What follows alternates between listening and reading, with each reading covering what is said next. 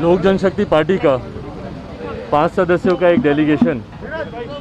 आज चुनाव आयोग से हम लोगों ने मुलाकात की, जिसमें मैं, मेरे साथ लोक जनशक्ति पार्टी के राष्ट्रीय प्रधान महासचिव जनाब अब्दुल खालिक साहब, हमारे साथ लोक जनशक्ति पार्टी के राष्ट्रीय हमारे प्रवक्ता, हमारे लीगल एडवाइज़र आदरणीय A.K. वाजपेयी साहब, हमारे साथ बिहार प्रदेश के हमारे प्रदेश अध्यक्ष राजू तिवारी जी, और साथ ही में अल्पसंख्यक प्रकोष्ठ के हमारे राष्ट्रीय अध्यक्ष जनाब आसिम खान साहब। तो ये 5 सदस्यीय डेलीगेशन ने आज कमीशन के सामने अपनी बातों को हम लोगों ने रखा है। उनकी जानकारी में जो बातें ऑलरेडी थीं उसको हम लोगों ने पुनः उनके संज्ञान में दिया है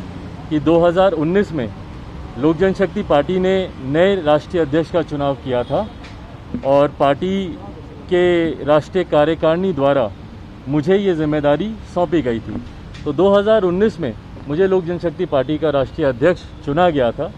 और लोक जनशक्ति पार्टी के संविधान के अनुसार 5 साल के लिए लोक जनशक्ति पार्टी का राष्ट्रीय अध्यक्ष, हर 5 साल के बाद राष्ट्रीय अध्यक्ष का चुनाव होता है। मुझसे पूर्व लोक जनशक्ति पार्टी के संस्थापक आदरणीय रामविलास पासवान जी पार्टी के राष्ट्रीय अध्यक्ष थे और उनका कार्यकाल 2020 तक था,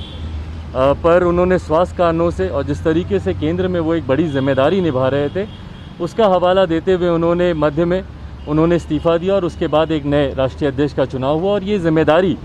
बाकायदा पार्टी के राष्ट्रीय कार्यकारिणी द्वारा मुझे दी गई। आज यही बातें हम लोग कमीशन के समक्ष उनके संज्ञान में हम लोग देने आए कि कुछ लोग हैं ऐसे जिन्हें पार्टी से निलंबित किया गया है, जिसमें पार्टी के 5 सांसद हैं, 2 हमारे प्रदेश अध्यक्ष हैं, 1 हमारे राष्ट्रीय महासचिव हैं और 1 हमारे प्रकोष्ठ के राष्ट्रीय प्रकोष्ठ के मजदूर प्रकोष्ठ के हमारे एक राष्ट्रीय अध्यक्ष हैं। तो ये संख्या लगभग 10 के आसपास की ये संख्या होती है। ये 10 लोग ऐसे हैं जिन्हें पार्टी से पहले ही निलंबित कर दिया जा चुका है। ये लोग एक अलग अपना गुट बनाकर कहीं ना कहीं पार्टी पर और पार्टी के नाम और पार्टी के सिंबल पर दावा करने का ये लोग प्रयास कर रहे हैं, जो दावा अभी तक इन लोगों ने, जो मेरी जानकारी है, संभवतः कोई पेश किया नहीं है। बट हाँ, क्योंकि वो अपने आप को लोक जनशक्ति पार्टी का अध्यक्ष पशुपति कुमार पारस जी कहते हैं, इसीलिए हम लोग के लिए ज़रूरी हुआ कि हम लोग कमीशन के सामने आए और तथ्यों को मजबूती से इनके संज्ञान में दें। इससे पूर्व जब मेरा चुनाव भी हुआ था वो जानकारी भी हम लोगों ने 9 नवंबर 2019 को हम लोगों ने चुनाव आयोग के समक्ष हम लोगों ने रखी थी और पुनः हम लोग उनसे बस यही आग्रह करने आए हैं कि कुछ लोग संभवतः आपके समक्ष आकर लोक जनशक्ति पार्टी के नाम पर, सिंबल पर दावा कर सकते हैं, पर पार्टी का जो संविधान कहता है और उस संवैधानिक प्रक्रिया के अनुसार जो राष्ट्रीय अध्यक्ष का चुनाव 2019 में हुआ था और मुझे जिम्मेदारी दी गई थी, इस जिम्मेदारी के तहत आज भी मैं लोक जनशक्ति पार्टी का अध्यक्ष हूं और पार्टी की पूरी जिम्मेदारी और पार्टी की पूरी कार्यकारिणी मजबूती से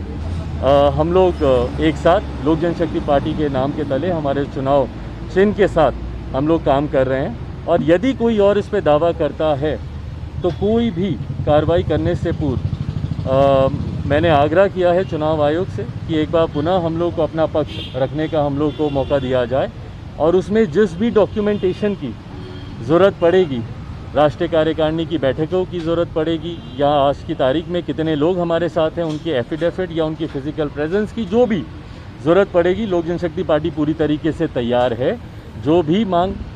चुनाव आयोग द्वारा की जाएगी वो तमाम बातें तथ्यों के साथ उनके समक्ष रखी जाएगी। चिंता आज आने से पहले इसलिए इस बात की थी क्योंकि माननीय लोकसभा अध्यक्ष, उन्होंने बिना हमारा पक्ष सुने उन्होंने जिस तरीके से फैसला दिया था, ये हमारी चिंता थी। तभी हम लोग चुनाव आयोग के समक्ष आए ताकि हम लोग का पक्ष ज़रूर सुना जाए कोई भी निर्णय, कोई भी फैसला लेने से पहले, क्योंकि माननीय अध्यक्ष लोकसभा, उनके पास 5 सांसद गए, जबकि हमारी पार्टी का संविधान स्पष्ट रूप से इस बात को कहता है कि leader of the house and parliament या असेंबली में कौन होगा, इस बात को तय करने की जिम्मेदारी केंद्रीय संसदीय बोर्ड की है। संभवतः यकीनन माननीय अध्यक्ष लोकसभा ओम बिरला जी को इस बात की जानकारी नहीं होगी कि हमारी पार्टी का संविधान किस आधार पर अपने नेता का चुनाव करता है पार्लियामेंट में, और इसीलिए उन्होंने जो निर्णय दिया वो कहीं ना कहीं गलत है और इसीलिए मैंने अध्यक्ष जी से यह आग्रह किया कि पुनः विचार वो अपने निर्णय पे करें। और यही तमाम जानकारी, यही तमाम बातें हम लोग कमीशन के समक्ष रखने आए थे।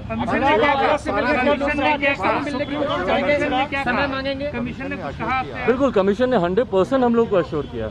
उन्होंने पूरी तरीके से उन्होंने अश्योर किया।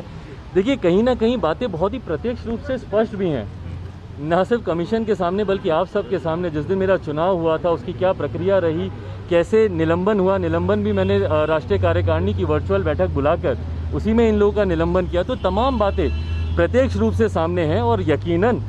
कमीशन भी इन बातों को जानता है। इसीलिए उनकी तरफ से पूरी तरीके से 100% यह आश्वासन मिला है कि यदि ऐसा कोई दावा पेश किसी और के द्वारा किया जाता है तो हम लोग को पूरा मौका दिया जाएगा अपनी बातों को तथ्यों के साथ। अभी थोड़ी देर पहले भारत जी के लोग आए थे, उन्होंने कहा कार्यकारिणी की कल बैठक हुई, 75% लोग वहाँ मौजूद थे और उन्होंने कार्यकारिणी के 75% लोगों ने भारत जी को अध्यक्ष चुना है। नाम बता दें किन किन कौन कौन लोग थे कार्यकारिणी के,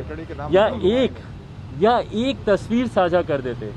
कोई भी बैठक ऐसी होती है जिसमें राष्ट्रीय अध्यक्ष का चुनाव होता है, इतनी बड़ी बैठक, तो उसकी एक तस्वीर तो सामने आनी चाहिए कि भाई उसमें कौन कौन लोग थे। पार्टी के सब पुराने ही लोग हैं, सब एक दूसरे को जानते हैं। आप लोगों की भी कई बार हमारी कार्यकारिणी के सदस्यों से मुलाकात हुई होगी, कई प्रदेश अध्यक्षों से हुई होगी, तो सब एक दूसरे को चेहरे से जानते हैं। तो कोई एक तस्वीर तो साझा करते कि बैठक में कौन लोग थे, कितने लोग थे। एक बंद कमरे में इस तरीके से बैठक को बुलाना और बाहर आकर सिर्फ दावा पेश कर देना। मैं उनसे आग्रह करूंगा कि भाई कार्यकारिणी में कौन कौन सदस्य थे उनके नाम को साझा करें, बताएं। चिराग की लोकसभा स्पीकर ने मेरे इंटरव्यू में कहा है कि चिराग जब भी चाहें आके हमसे मुलाकात कर सकते हैं। बिल्कुल, मैं संभवतः बहुत जल्द, मैंने उनको पत्र भी भेजा है और अगर जरूरत पड़ेगी तो बहुत जल्द व्यक्तिगत मुलाकात करके भी मैं अपना पक्ष उनके समक्ष रखूंगा।